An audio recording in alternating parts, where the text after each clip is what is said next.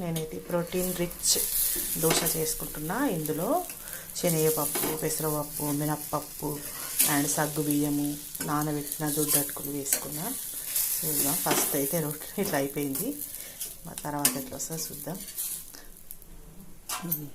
నేనైతే 10 రోజుల నుంచి వీడియో కూడా చేయలేదు. నాకైతే హెల్త్ చాలా సిక్ అయిపోయినా 10 డేస్ నుంచి. ఈరోజే కొంచెం బెటర్గా ఉంది, ఆకలి అయితే అవుతుంది, తినాలని చేసుకుంటున్న దోశ. రాత్రి అయితే నానబెట్టుకున్న అన్ని పప్పులు, ఇప్పుడైతే కొంచెం దొడ్డట్టుకుని నానబెట్టుకొని ఇప్పుడు అందులో వేసి మిక్సీ పెట్టుకున్నా. చూడండి, ఇంకా ఫ్రిడ్జ్లో పెట్టేసిన కొంచెం, నా మందమే కదా, దాని కాంబినేషన్ అయితే పిట్లా చేసిన. ఇన్ని రోజులు వీడియోలు చేయనందుకైతే ఏమనుకోవద్దు. నా వీడియోని లైక్ చేయండి, నా ఛానల్ని సబ్స్క్రైబ్ చేసుకోండి. చూద్దాం. ఫస్ట్ అయితే కొంచెం అలాగే ఇట్లా అయిపోయింది, చూద్దాం రెండోది మరి ఎట్లా వస్తుంది.